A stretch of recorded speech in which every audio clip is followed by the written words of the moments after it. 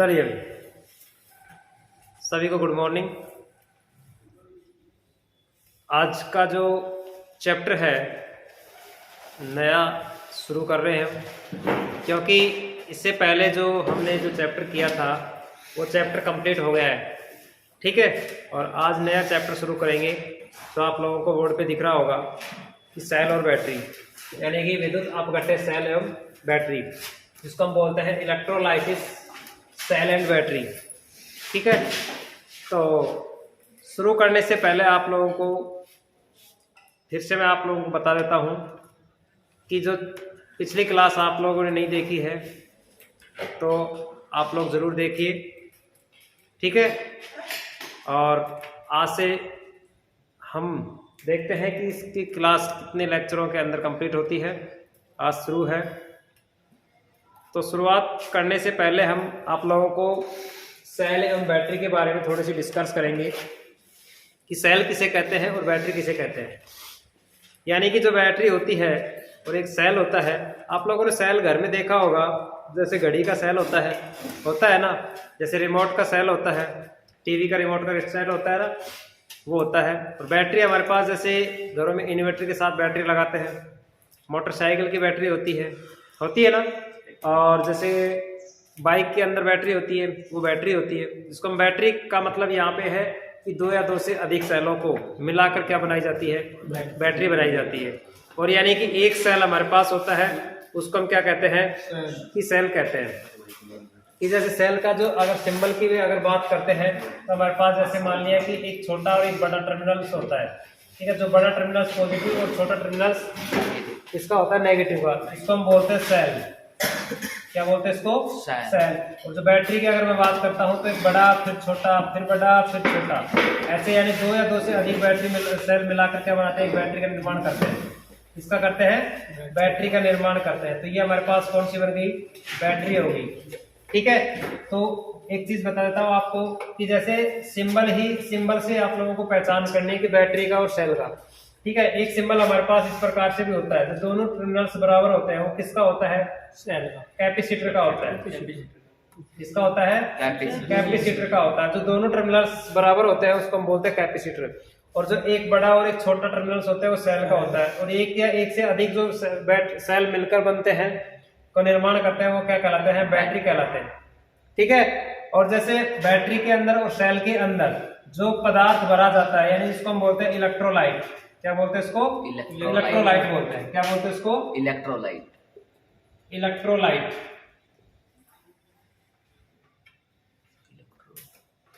Light, ठीक है। अब इलेक्ट्रोलाइट किसी प्रकार से हो सकता है, अम्लीय भी हो सकता है और अकार्बनिक भी हो सकता है, अम्लीय और अम्लीय भी हो सकता है, ठीक है।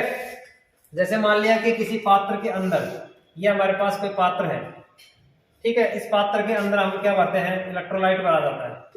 और इस पात्र का नाम क्या है, वोल्टामीटर है, वोल्टामीटर, ठीक है। क्या होता है, ये वोल्टामीटर होता है। और इस वोल्टामीटर के अंदर क्या भरा जाता है, इलेक्ट्रोलाइट भरा जाता है। ये हमने इलेक्ट्रोलाइट भर दिया, इसको हम बोलते हैं इलेक्ट्रोलाइट, ठीक है। अब जैसे इलेक्ट्रोलाइट के अंदर हमारे पास H2SO4 भी हो सकता है, जिसको हम बोलते हैं तनु गंधक अम्ल, तनु गंधक अम्ल, ठीक है। इस प्रकार से हमारे पास H2SO4 भी हो सकता है, CuSO4 भी हो सकता है, कॉपर सल्फेट भी हो सकता है। तो इसके बीच में हमारे पास क्या लगा हुआ होता है, दो इलेक्ट्रोड्स लगे होते हैं। क्या लगे हुए होते हैं, दो इलेक्ट्रोड्स होते हैं, जो हमारे पास किस प्रकार से काम करते हैं। एक तो हमारे पास होता है पॉजिटिव और एक होता है हमारे पास नेगेटिव, होता है ना।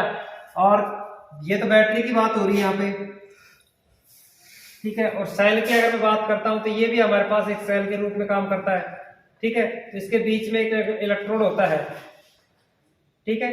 क्या होता है, ये इलेक्ट्रोड होता है और इसकी यहाँ तक पेस्ट भरा हुआ होता है, ठीक है। ये हमारे पास किसकी तरह काम करता है, पॉजिटिव की तरह, धनात्मक की तरह काम करता है, ठीक है। जो पित्तर ऊपर जो पित्तर टोपी सी लगी हुई होती है ना, और ये जो अंदर का जो भाग है, जो कवर लगा हुआ होता है, ये ऋणात्मक की तरह काम करता है, ठीक है। अब ऋणात्मक और धनात्मक हम तो बोल तो रहे यहाँ पे, लेकिन हमारे पास धनात्मक और इसको एक होता है हमारे पास एनोड, जो प्लस होता है उसको एनोड बोलते हैं और जो माइनस होता है उसको कैथोड बोलते हैं।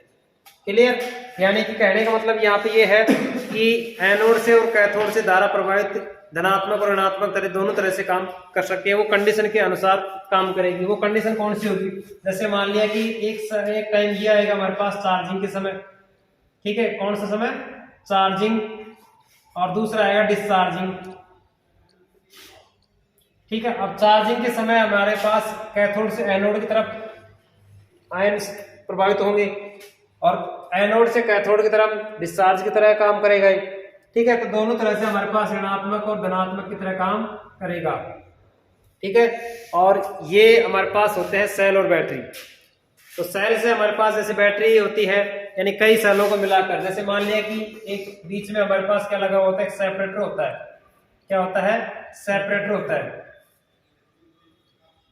जिसको हम बोलते हैं कुचालक की तरह काम करता है, और ये प्लेटों को शॉर्ट सर्किट से बचाता है। ये चीजें भी आप लोगों को आगे देखने को मिलेगी। तो यहाँ से हमारे पास इसी चीज को हम समझते हैं कि इलेक्ट्रोलाइट क्या होता है, एनोड क्या होता है, कैथोड किस तरह काम करता है, एनोड किस तरह काम करता है, डिस्चार्जिंग के समय कौन सा होता है और चार्जिंग के समय कौन सी क्रिया होती है। दूसरी बात, जो हमारे पास जो बैटरी होती है, बैटरी हमेशा रासायनिक प्रभाव पर काम करती है, रासायनिक प्रभाव पर, यानी कि रासायनिक प्रभाव पर काम करती है कौन सी? बैटरी। अगर रासायनिक प्रभाव काम नहीं करेगा तो सेल काम नहीं करेगा, बैटरी काम नहीं करेगी। जैसे मान लिया कि जैसे यहाँ से हमने कोई धारा प्रभावित करवाई, यहाँ से कोई हमने चार्जिंग के समय करंट प्रभावित करिए दिया है इसको, तो इस एनोड को हमने क्या दिया है? करंट दिया है, लेकिन प्रभावित ये भी होगी। तो इसके जो आयन्स हैं वो इस तरह प्रभावित होंगे कि नहीं होंगे? होंगे ना। वो किस प्रभाव से काम करेगा? यहाँ पे रासायनिक प्रभाव से काम करेगा। यानी कोई भी अमल के अंदर अगर कोई इलेक्ट्रोलाइट पर पदार्थ डाला जाता है तो उसके अंदर धारा प्रभावित कराने पर उसके अंदर रासायनिक अभिक्रिया संपन्न की जाती है, ठीक है ना। बगैर रासायनिक प्रभाव के कारण से कोई सेल या बैटरी काम नहीं करता है। जैसे मान लें कि सेल भी कई प्रकार के होते हैं, ठीक है। इसमें हमारे पास प्राथमिक सेल होता है, एक द्वितीयक सेल होता है। प्राथमिक सेल हमारे पास कौन सा होता है? जैसे मान लिया कि एक बार उसको काम में लिया और उसके बाद उसको फेंक दिया जाता है, होता है ना ऐसा। और दूसरा हमारे पास सेकेंडरी सेल कौन सा होता है? जैसे मान लिया कि बार जो बैटरी को चार्ज किया, ठीक है, और उसके बाद फिर डिस हो गई, फिर उसको चार्ज किया, फिर उसको यूज में ले लिया, फिर डिस हो गई, ठीक है। तो कहने का मतलब यहाँ पे है कि प्राथमिक सेल का मतलब तो यहाँ पे वैद्युतिक ऊर्जा को रासायनिक ऊर्जा में ही परिवर्तित करती है, सॉरी, रासायनिक ऊर्जा को वैद्युतिक ऊर्जा में। क्योंकि सेल स्टार्टिंग के अंदर हमारे पास जैसे कोई दुकान के ऊपर से सेल लेके आते हैं हम, तो उसके अंदर कौन सा चार्ज होता है? रासायनिक, रासायनिक से वैद्युतिक में बदल देता है। अब ऐसा नहीं है कि सेल के अंदर की विद्युत को रासायनिक में बदल सके दोबारा एक, ठीक है। वो कंडीशन हमारे पास कौन सी होती है? बैटरी के अंदर होती है। जैसे बैटरी के अंदर स्टार्टिंग में क्या दिया जाता है? वैद्युतिक ऊर्जा दे दिया, उसको चार्ज तो करते हैं, इसको भी वैद्युतिक दे दिया, इसको रासायनिक प्रभाव में इसको डाल दिया। लेकिन ऐसा नहीं कि उत्क्रमणीय नहीं हो सकता। ये उत्क्रमणीय का मतलब क्या है? उसको दोबारा यूज नहीं कर सकते हम, ठीक है। बैटरी का मतलब यहाँ पे कि वैद्युतिक ऊर्जा को रासायनिक ऊर्जा में और रासायनिक ऊर्जा को वैद्युतिक ऊर्जा में क्या कर देता है? बदल देता है, ठीक है। तो बैटरी मतलब चार्ज हो जाती है, फिर डिस हो जाती है। जैसे इन्वर्टर के अंदर लाइट एसी सप्लाई आती रहती है और वापस उसको बैटरी को चार्ज करता रहता है, तो ये बैटरी दोनों तरह से काम करती है। इसको हम उत्क्रमणीय बैटरी बोलते हैं, चार्जिंग बोलते हैं। उत्क्रमणीय का मतलब क्या होता है कि चार्ज हो रही है, फिर डिस हो रही है, फिर चार्ज हो रही है, फिर डिस हो रही है। तो परिभाषा के रूप में इस प्रकार से कह सकते हैं कि वैद्युतिक ऊर्जा को रासायनिक ऊर्जा, रासायनिक ऊर्जा को वैद्युतिक ऊर्जा में परिवर्तन कर रहा है, ठीक है। तो अनुत्क्रमणीय हमारे पास ये होता है, जो हमारे पास सेल होता है जो ओनली विद्युत ऊर्जा को रासायनिक ऊर्जा में, सॉरी, रासायनिक ऊर्जा को वैद्युतिक ऊर्जा में ही परिवर्तन करता है, वो हमारे पास अनुत्क्रमणीय होता है, ठीक है। तो ये प्राथमिक सेल भी कई प्रकार के होते हैं, जो हमारे पास 7-8 प्रकार के होते हैं, जिसमें हमारे पास वोल्टाइक सेल होता है, डैनियल सेल होता है, लेक्लांसी सेल होता है, शुष्क सेल होता है, मरकरी सेल होता है, ठीक है ना। इसी प्रकार से हमारे पास सेकेंडरी सेल के अंदर हमारे पास 3 सेल होते हैं, बैटरी होती है, जिसमें हमारे पास होती है लेड एसिड सेल होती है, ठीक है। लेड एसिड के बाद हमारे पास आयरन होता है, ठीक है। और एक होता है हमारे पास आयरन हो गया और लेड एसिड हो गया, एक सेल का नाम और है जो तीसरा सेल हमारे पास आएगा। तो ये सेल हमारे पास 3। सबसे वेरी वेरी इंपॉर्टेंट इसके अंदर बैटरी के अंदर लेड एसिड सेल है, सीसा संचायक सेल जिसको हम बोलते हैं, सीसा संचायक सेल जिसको हम लेड एसिड सेल बोलते हैं, लेड एसिड सेल। ठीक है, ये सबसे ज्यादा क्वेश्चन पूछता है यहाँ से। अब इसमें से भी कई प्रकार के क्वेश्चन बन सकते हैं कि इसका विद्युत वाहक बल कितना होता है, इसके अंदर इलेक्ट्रोलाइट कौन सा भरा जाता है, इसके इस बैटरी का कहाँ यूज करते हैं। ठीक है, इन चीजों की सारी डिटेल अब आज हम इस चैप्टर के अंदर पढ़ेंगे। ठीक है, तो चलिए हम शुरू करते हैं यहाँ से स्टार्टिंग से।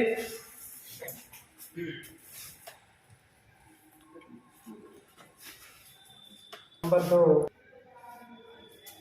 देखिए भाई, हम बात सबसे पहले करेंगे विद्युत धारा का रासायनिक प्रभाव, जो हमने मोस्ट फैक्ट हमने नोट कर लिए हैं और जो चीजें थी उस चीजों के बारे में जो समझाया था उसी प्रकार से हमने इसको नोट किया है। तो देखिए, सबसे पहले हमारे पास है कि विद्युत धारा का रासायनिक प्रभाव, यानी कि जो सेल और बैटरी होती है वो किस प्रभाव पे काम करती है, रासायनिक प्रभाव पे काम करते हैं। ये सवाल आया भी है कि रासायनिक प्रभाव सेल बैटरी किस प्रभाव पर कार्य करती है, तो रासायनिक प्रभाव पे काम करती है। तो देखिए, सबसे पहले इसको बोलते हैं chemical effect of electrical current. ठीक है, यदि किसी अम्लीय या अकार्बनिक विलयन में से विद्युत धारा प्रवाहित की जाती है तो वह विलयन अपने अवयव में विभक्त हो जाता है और यह क्रिया विद्युत रासायनिक प्रभाव कहलाती है।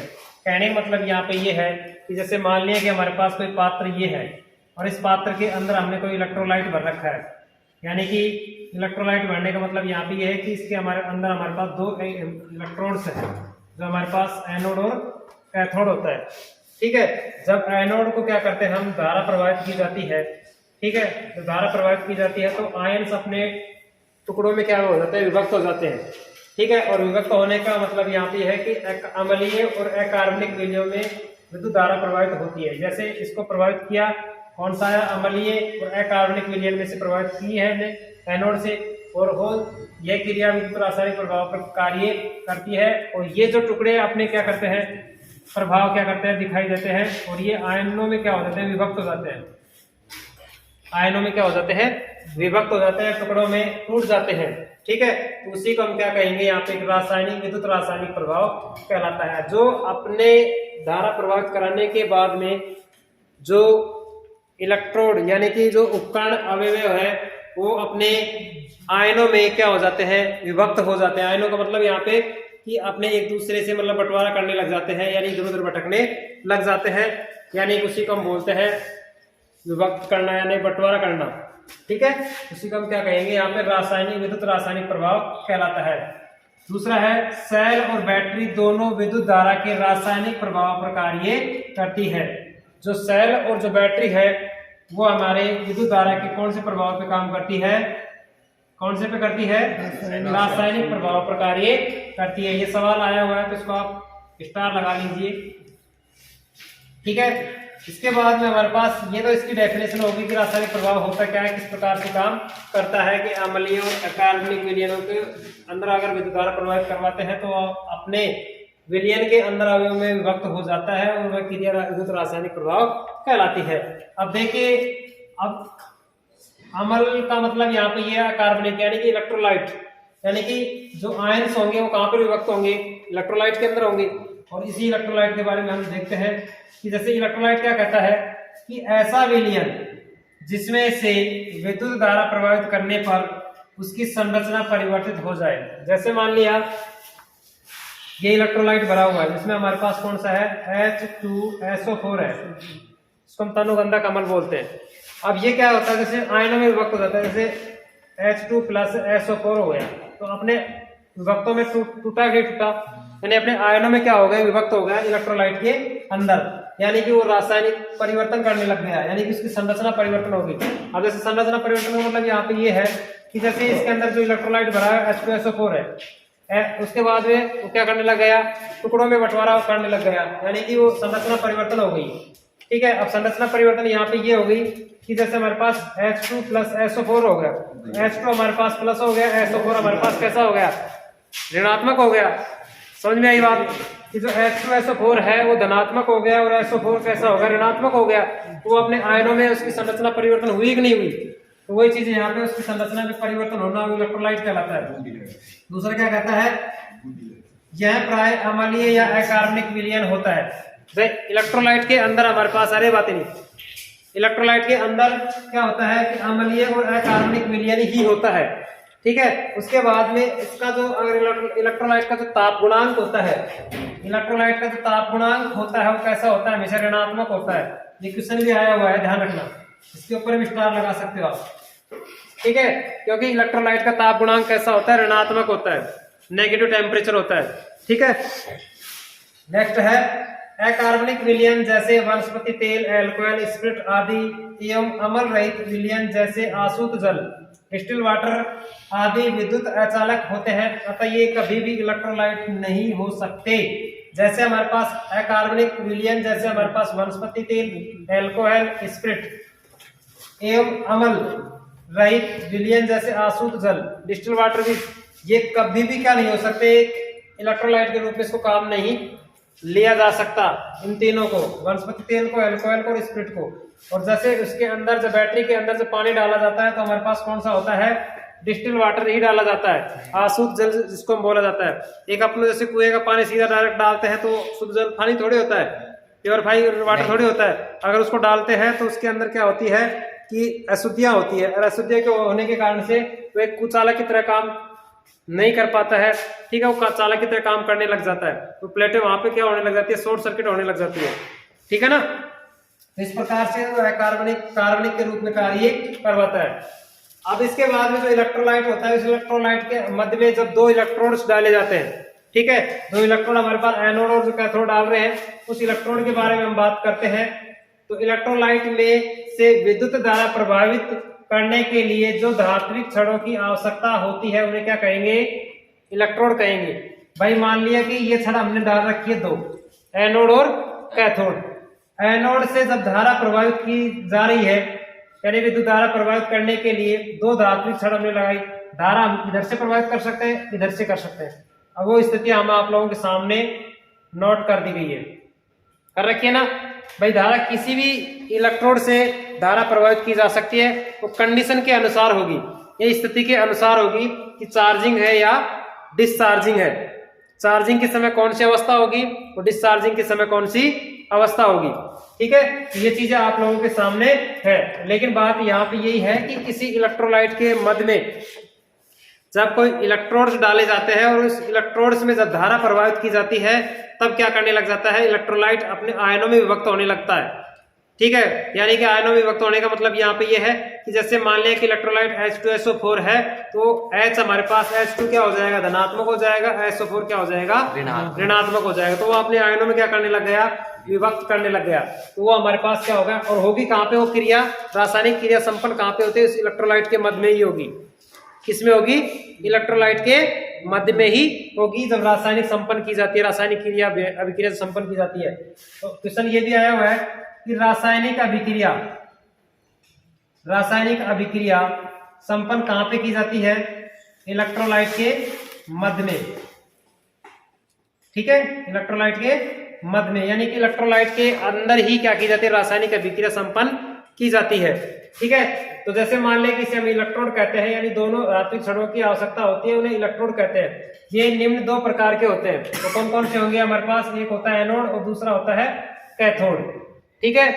अब जैसे मान लिया कि हमने नोट डाल के लिखा है, ये एनोड कैथोड धनात्मक और ऋणात्मक दोनों हो सकते हैं, ठीक है। क्वेश्चन आ सकता है कि एनोड कौन सा है जिसको हम धनात्मक बोलते हैं, कैथोड कौन सा है जिसको हम ऋणात्मक बोल सकते हैं। हो सकता है कंडीशन ये भी आ जाए कि कैथोड को धनात्मक बोल दे और एनोड को ऋणात्मक बोल सकते हैं ना।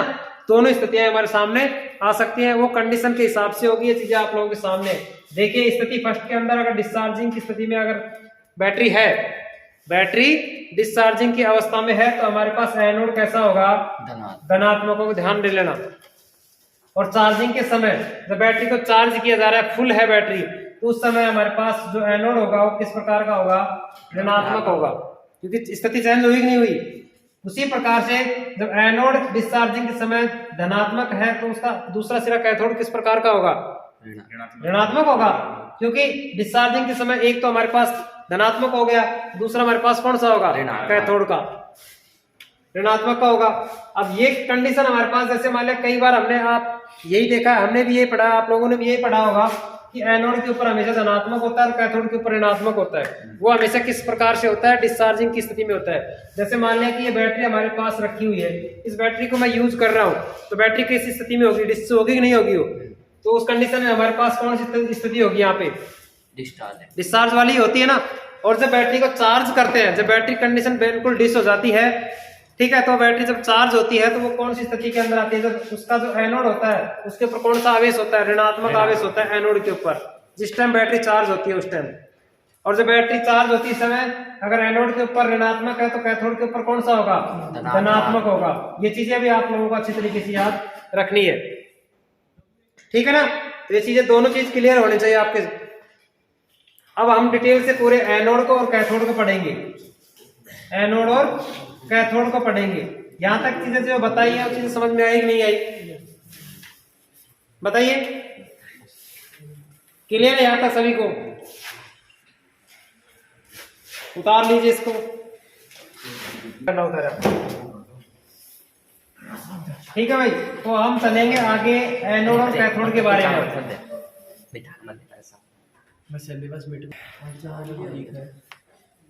देखिए भाई, हमने एनोड के बारे में और कैथोड के बारे में जो पढ़ा है, इलेक्ट्रोलाइट के मध्य में जो दो इलेक्ट्रोड्स होते हैं, जो हमारे पास एनोड और कैथोड होता है, उस एनोड और कैथोड के बारे में हम पढ़ते हैं कि एनोड क्या होता है और कैथोड क्या होता है, और उस कैथोड और एनोड के बीच में कौन सी अभिक्रियाएं होती है, कौन सी आयंस का बंटवारा होता है, ठीक, उसे हम क्या कहते हैं।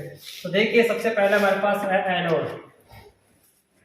एनोड क्या कहता है, किसी धात्विक छड़ या प्लेट के माध्यम से विद्युत धारा विलयन से बाहर निकलती है, इसे क्या कहेंगे, हम एनोड कहते हैं।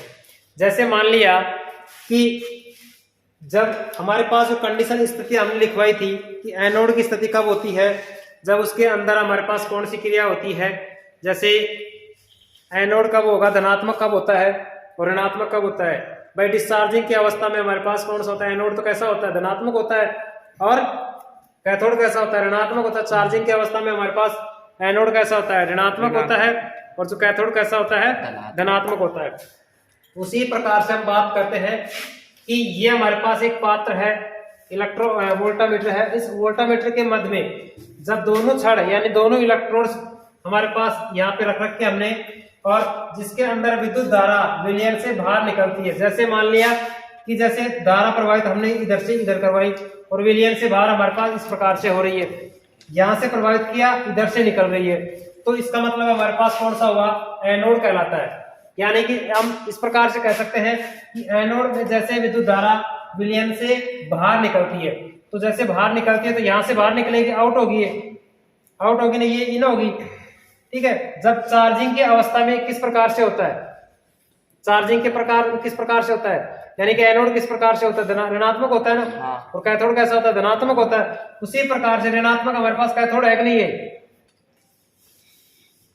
डिस्चार्जिंग की अवस्था हो रही है ना, ये कंडीशन कौन सी रहेगी एनोड में, जो हमारे पास जो परिभाषा बोल रही है, इसके अंदर विद्युत धारा विलयन से बाहर निकलती है, यानी कि एनोड से बाहर निकलती है, तो एनोड पे कौन सा आवेश होना चाहिए, ऋणात्मक होना चाहिए। तो ऋणात्मक पे कौन सा आवेश होगा, डिस्चार्जिंग अवस्था में रहेगा ना। तो जैसे मान लिया कि एनोड से हमारे पास बाहर निकल रही है, तो धनात्मक ऋणात्मक से धारा प्रवाहित हो रही है और इधर से इधर जा रही है, बाहर निकल रही है, तो हमारे पास कौन सा इलेक्ट्रोलाइट होगा, सॉरी इलेक्ट्रोड होगा, एनोड होगा। कहने का मतलब यहाँ पे ये है कि जब किसी इलेक्ट्रोलाइट के मध्य में या छड़ के माध्यम से जब कोई विद्युत धारा विलयन में से बाहर निकलती है, बाहर निकलने का मतलब यहाँ पे आउट हो रही है, तो हमारे पास कौन सा इलेक्ट्रोड होगा, एनोड होगा, ध्यान रखना। यानी कि जब धारा बाहर निकलती है एनोड और प्रवेश होती है कैथोड से, कैथोड से प्रवेश हो रही है, एनोड से बाहर हो रही है, ठीक है। कैथोड से प्रवेश हो रही है, एनोड से बाहर हो रही है। एनोड से प्रवेश होती है और कैथोड से बाहर जाती है, तो हमारे पास कौन सा होगा, कैथोड होगा। इलेक्ट्रोड कौन सा होगा, कैथोड होगा। देख लीजिए यहाँ पे हमारे पास एनोड की हमने ये बात की है कि कैथोड से प्रवेश हो रही है और एनोड से बाहर जा रही है, वो हमारे पास माध्यम से विद्युत धारा विलयन से बाहर निकलती है। इस पॉइंट पे आप ध्यान दीजिए कि बाहर कहां से निकल रही है, कौन सी इलेक्ट्रोड से निकल रही है, एनोड से निकल रही है, ठीक है, उसे हम कहेंगे एनोड कहलाता है। सामान्य यह सेल का धनात्मक सिरा होता है, ये ध्यान देना, यहाँ पे कौन सा सिरा होगा, एनोड, धनात्मक सिरा होगा, आउट हो रहा है। कैसा सिरा होगा यहाँ पे, ऋणात्मक से प्रवेश हुई है और धनात्मक से बाहर निकल रही है, वो एनोड कौन सा होगा, इलेक्ट्रोड कौन सा होगा, एनोड कहलाएगा। क्लियर। दूसरा है कैथोड।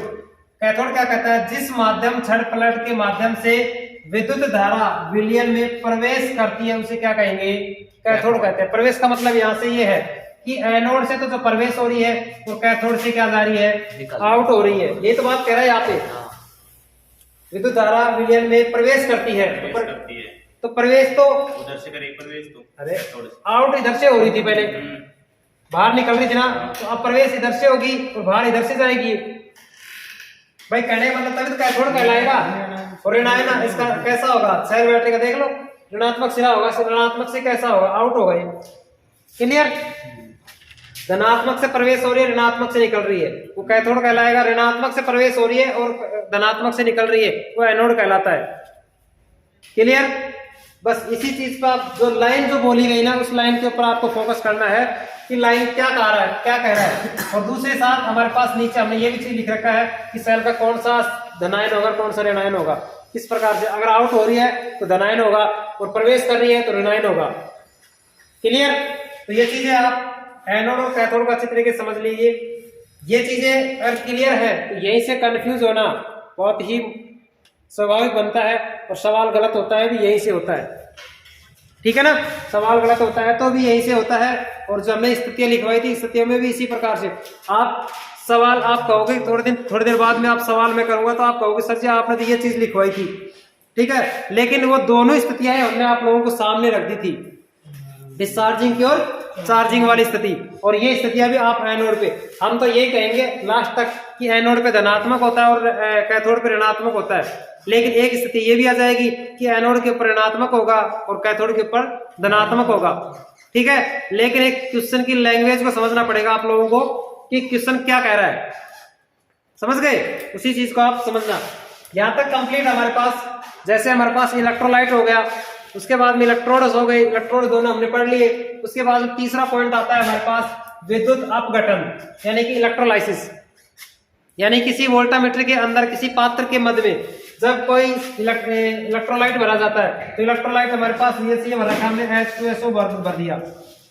कौन सा भरा है, H2SO4, तनुगंधा कमल भरा है। जैसे मान लिया कि किसी इलेक्ट्रोलाइट पदार्थ को जल आदि विलायक पदार्थ में घोल देने से इलेक्ट्रोलाइट का अपने आयनों में क्या करने लग जाता है, क्या करने लग जाता है, विभक्त करने लग जाता है, टूटने लग जाते हैं। जैसे मान लिया कि टूटा कैसे, H2 हमारे पास कौन सा हो गया, प्लस हो गया, ठीक है, SO4 कैसा हो गया, ऋणात्मक हो गया। तो ये टूटा क्या, टूटा, विभक्त हुआ कि नहीं हुआ ना। इसी प्रकार से जो ये प्रक्रिया विद्युत अपघटन कहलाती है।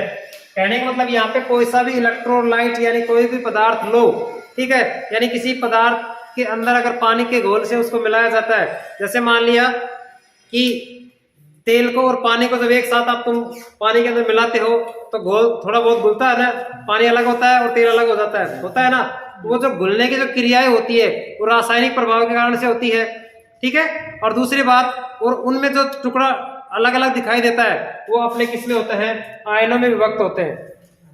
किसमें होते हैं, आयनों में विभक्त होते हैं। जैसे पानी अलग हो गया, तेल अलग हो गया, तो जैसे तेल तो मान थोड़ी देर के लिए हमने पॉजिटिव मान लिया, धनायन हो गया, और जो पानी हो गया वो कैसा हो गया, ऋणात्मक हो गया, उस पर ऋण आवेश हो गया। क्लियर। तो देखिए जब ये क्रियाएं संपन्न की जाती है, जैसे उन दोनों का जो विभक्त हो जाता है आयनों का, तो ये आयनों के पृथक होने की जो प्रक्रिया होती है उसे को हम क्या बोलते हैं, गैल्वेनाइजेशन बोलते हैं। इसको हम आयनीकरण बोलते हैं। क्या बोलते हैं इसको, आयनीकरण बोलते हैं। जब ये क्रिया संपन्न हो जाती है, बंटवारा अपने आप हो जाता है, धनायन और ऋणायन अलग अलग हो जाते हैं, आयन दोनों का अलग अलग दिशाओं में हो जाता है, वो इधर खींचता है, वो इधर खींचता है, तो वो जो क्रिया होती है संपन्न हो जाती है, उसी को हम बोलते हैं गैल्वेनाइजेशन या आयनीकरण बोलते हैं, ठीक है। अब देखिए हमने एक सर्किट से डायग्राम से समझा रखा है कि हमने किस प्रकार से वो कार्य किया है। जैसे मान लिया कि हमने एक पात्र बनाया है, इस पात्र के अंदर, इस पात्र को हम क्या कहते हैं, वोल्टामीटर बोलते हैं या पात्र बोलते हैं, जिसमें रबड़ का भी हो सकता है, कठोर रबड़ जिसको हम बोलते हैं। ठीक है, अब इसके अंदर हमारे पास क्या भरा हुआ है, ये इलेक्ट्रोलाइट भरा है, जिसमें हमारे पास H2SO4 मान लिया हमने। ठीक है, और ये हमारे पास क्या है, इलेक्ट्रोड्स है। ये क्या है, इलेक्ट्रोड। ये इलेक्ट्रोड है जो हमारे पास कैथोड और एनोड है। ठीक है, ये हमारे पास कैथोड है जिसके ऊपर ऋणावेश है, और ये हमारे पास एनोड है जिसके ऊपर धनावेश है। ठीक है, और ये आवेश होते हैं जो धनायन और ऋणायन, आयन दो प्रकार के होते हैं, एक हमारे पास धनायन होता है और एक ऋण आयन होता है। जो हमने पढ़ा है कि धनायन क्या होता है, इलेक्ट्रोलाइट में कैथोड की ओर जाने वाले, कैथोड की ओर जाने वाले धनायन कहलाते हैं। जैसे मान लीजिए ये एनोड है और ये कैथोड है, ये इस तरफ तीर का निशान लगा हुआ है, तो किस तरफ जा रहे हैं, ये कैथोड की तरफ जा रहे हैं ना, और ये इस तीर का निशान लगा हुआ है, ये एनोड की तरफ जा रहे हैं, तो ये ऋणायन हो जाएंगे, और ये इधर आएंगे तो कैथोड हो जाएंगे। यही तो बात है। कहने का मतलब यहाँ पे ये है कि जैसे मान लिया कि जब कैथोड की तरफ आ रहा है, जिसके ऊपर एनोड के ऊपर धनायन है, ठीक है, तो धनायन ऋणायन की तरफ आते हैं, तो हमारे पास कौन सा इलेक्ट्रोड बनता है, कैथोड बनता है। और जब एनोड से सॉरी ऋण आयन से धनायन की ओर आते हैं, तो हमारे पास कौन सा बनता है, एनोड बनता है। देखिए यहाँ पे धनायन क्या कहता है, इलेक्ट्रोलाइट में कैथोड की ओर जाने वाले, ये देख रहे हैं इधर तीर का निशान लग रहा है, कैथोड की तरफ जा रहे हैं नहीं जा रहे, तो ये हमारे पास जाने वाले आयन्स क्या कहलाएंगे, धनायन कहलाएंगे। भाई जा तो रहे हैं धनायन, इधर से जाएंगे तो ऋणायन, ठीक है ना, इधर से जाएंगे तो ऋणायन हो जाएगा, इधर से आएंगे तो धनायन। जा तो कौन सा रहेंगे, इधर से धनायन जा रहे हैं, ये धनायन है पूरा, और ये ऋणायन है, इधर से जाएंगे तो ऋणायन हो जाएगा, इधर से आएंगे तो धनायन हो जाएगा। ये आयन्स धनायन कहलाते हैं। ऋणायन क्या कहता है, इलेक्ट्रोलाइट में एनोड की ओर जाने वाले, देखिए ये एनोड की तरफ जा रहे हैं, तो कौन सा होगा, ऋणायन होगा। कैसा होगा, ऋण आयन्स होगा। तो ये आयनों के अंदर भी विभक्त हो गया धनायन और ऋणायन। ठीक है, धनायन किसे कहते हैं और ऋणायन किसे कहते हैं, वो चीजें भी आप लोगों को अच्छी तरीके से क्लियर हो गई। ठीक है, दोबारा देख लो इसको कि ध्यान देना कि एनोड पे हमारे पास कौन सा आवेश है, धनायन है। ठीक है, और धन आयन जब कैथोड की तरफ जाते हैं तो हमारे पास कौन सा आयन होगा, धनायन ही होगा। जब कैथोड पे ऋण आवेश है तो ऋण आवेश से यानी कैथोड से एनोड की तरफ जा रही है, तो हमारे पास कौन सा आयन होगा, ऋण आयन होगा। ठीक है, हमेशा ध्यान देना कि कैथोड ऋणायन होता है और एनोड धनायन होता है। जब धनायन से ऋणायन की तरफ जाता है तो हमारे पास कौन सा होता है, धनायन होगा। ठीक है, और ऋण आयन से धनायन की तरफ जाएगा तो हमारे पास कौन सा होगा, ऋण आयन होगा। तो वही चीज हमारे पास है। जैसे विद्युत धारा की अगर मैं बात करता हूं तो हमेशा धनायन से ऋणायन की ओर चलती है। विद्युत धारा कैसे चलती है, धनायन से ऋणायन की ओर। और जो इलेक्ट्रॉनों की अगर मैं बात करता हूं तो यहाँ पे हमारे पास किस प्रकार से होता है, ऋणायन से धनायन की ओर चलते हैं। यही तो होता है ना। तो वो चीज यहाँ पे इस प्रकार को यहाँ क्लियर किया हुआ है। यहाँ पे ओनली धनायन और ऋणायन की बात कर रहा है, यहाँ पे एनोड और कैथोड की बात कर रहा है। ठीक है, क्लियर, यह चीज क्लियर है कि नहीं है। तो यहां तक हमने आज पढ़ा है, और कुछ निम्मी के जो लैंग्वेज के पॉइंट है वो भी आप लोगों को नोट करवा देता हूं। तो यहां तक आप लोग उतार लीजिए इसको।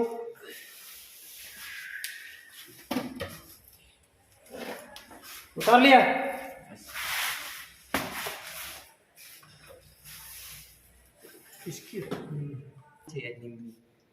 देखिए भाई जो कुछ निम्मी के शब्द हैं वो भी कई बार क्या कर लेते हैं, क्वेश्चन पूछ लेता है, और उनको भी हम देख लेते हैं। और कुछ 2 4 5 मोस्ट है वो लिख लिया हमने। देखिए सबसे पहले हमारे पास निम्मी का वर्ड आता है विलियन। विलियन का मतलब क्या होता है, हिंदी और अंग्रेजी में घोल होता है। क्या होता है, घोल होता है। और दूसरा है विक्षेपण। विक्षेपण का मतलब यहाँ पे होता है डिफ्लेक्शन। हिंदी और इंग्लिश दोनों शब्द बोल सकते हैं, डिफ्लेक्शन। ठीक है, और तीसरा है निम्मी में विद्युताग्र, जिसको हम बोलते हैं हिंदी और इंग्लिश में इलेक्ट्रोड। क्या बोलते हैं इसको, इलेक्ट्रोड। चौथा है समामेलन यानी कि मिलाना। कई वर्ड ऐसे हैं जो हिंदी और इंग्लिश दोनों वर्ड में कार्य करते हैं। ठीक है, और वो चीजें हमारे समझ में नहीं आती। निम्मी का वर्ड अगर समझ में नहीं आता है तो हिंदी इंग्लिश का क्लियर हो जाता है। ठीक है। संचायक, इसको हम एक्यूमुलेटर बोलते हैं। क्या बोलते हैं इसको? एक्यूमुलेटर बोलते हैं। अति निर्वहन का मतलब क्या होता है? Over discharge. क्या होता है? Over discharge. अब देखिए, ओवर डिस्चार्ज के इस निम्न पैटर्न शब्दावलियों के अलावा हमारे पास एक टॉपिक और बचा है जो 4 नंबर है, जो वोल्टामीटर। वोल्टामीटर क्या होता है कि जहां पे जो विद्युत रासायनिक अभिक्रिया संपन्न की जाती है, विद्युत रासायनिक क्रिया संपन्न जहां होती है वो हमेशा कहां पे होती है? वोल्टामीटर में होती है। इसमें पात्र होता है, और पात्र किसका बना होता है? सामान्यतः जार का बना हो सकता है, चीनी मिट्टी का हो सकता है, या कठोर रबड़ का हो सकता है। ठीक है ना। तो बस ये चीजें थी कि वोल्टामीटर की कार्य क्या होता है। वोल्टामीटर का मतलब होता क्या है कि वोल्टामीटर का काम कहाँ होता है, कि बस इतना ध्यान रखना है कि वोल्टामीटर के अंदर जब रासायनिक क्रिया संपन्न की जाती है उसे हम बोलते हैं। और संपन्न कहाँ पे होती है? वोल्टामीटर में होती है। जहाँ पे क्वेश्चन हो सकता है रासायनिक की विक्रिया जहाँ संपन्न होती है वहां, उसे हम वोल्टामीटर बोलते हैं या पात्र बोलते हैं। सामान्यतः जार, चीनी मिट्टी या कठोर रबड़ का बना हुआ होता है। तो यहाँ लिख लो आप, ये लिख लिया, लिखिए, टॉपिक डालिए, टॉपिक डालिए वोल्टामीटर कहलाता है। और सामान्यतः चीनी मिट्टी, जार, कठोर रबड़ आदि का बना होता है। देखिए भाई, वोल्टामीटर का मतलब यहाँ पे है कि जिस पात्र में वैद्युतिक अपघटन की क्रिया क्या होती है? संपन्न होती है, उसे हम बोलते हैं वोल्टामीटर कहलाती है। सामान्यतः चीनी मिट्टी, जार, कठोर रबड़ आदि का बना होता है। ठीक है। क्वेश्चन बन सकता है कि रासायनिक अभिक्रिया जहां संपन्न होती है उसे क्या कहते हैं? वोल्टामीटर बोलते हैं। ठीक है। तो और किसका बना हुआ होता है? चीनी मिट्टी का बना हो सकता है, जार का हो सकता है, कठोर रबड़ का हो सकता है। ठीक है, पात्र जिसको हम बोलते हैं। ठीक है। तो आज का जो सेशन टॉपिक्स हमने कंप्लीट किए हैं कि रासायनिक प्रभाव, ठीक है, इलेक्ट्रोलाइट, इलेक्ट्रोड और विद्युत अपघटन, और चौथा हमने पढ़ा है वोल्टामीटर। ठीक है, चौथा टॉपिक हमारे पास यही था कि वोल्टामीटर। 4 टॉपिक्स हमने पढ़े हैं, और कल हम पढ़ेंगे फैराडे के प्रथम नियम और द्वितीय नियम। ठीक है ना। तो आज का जो सेशन के अंदर हमने यही कंप्लीट करते हैं इसको, और कोई चीज समझ में नहीं आई तो पूछ सकते हो। लेकिन बात यहाँ पे आती है कि आप लोग इस प्लेटफॉर्म के ऊपर नए हो तो चैनल को क्या करिए? सब्सक्राइब करिए, और सब्सक्राइबर के पास में जो बेल आइकन है उसको प्रेस करिए, ताकि आपको हर क्लास का नोटिफिकेशन आप तक पहुंच पाए। ठीक है, थ्योरी की प्लस प्रैक्टिकल की। ठीक है, और दोनों का टाइम टेबल हमने शेड्यूल बना रखा है कि शाम 4:15 बजे प्रैक्टिकल की क्लास आती है और शाम 7:15 बजे थ्योरी की क्लास आती है। ठीक है, तो आप रोजाना देखना ना भूलें। ठीक है, तो ज्यादा से ज्यादा यार दोस्तों के साथ शेयर करो और लाइक करो। ठीक है, तो अगर लाइक ज्यादा से ज्यादा होगी तो आपके साथ साथ मोटिवेशन हमको भी मिलेगा, ताकि हम उस चीज को और इम्प्रूवमेंट करेंगे, ताकि कुछ कोशिश करेंगे कुछ अच्छा करने का। ठीक है ना। तो जैसा आप सजेशन दोगे उस प्रकार से हम उसको उसी प्रकार से आगे बढ़ाएंगे। ठीक है, तो आपको समय समय पर हर चीज प्रोवाइड होती रहेगी। इसी प्रकार से हम क्लास कंटिन्यू लेते रहेंगे। ठीक है, धन्यवाद, जय हिंद।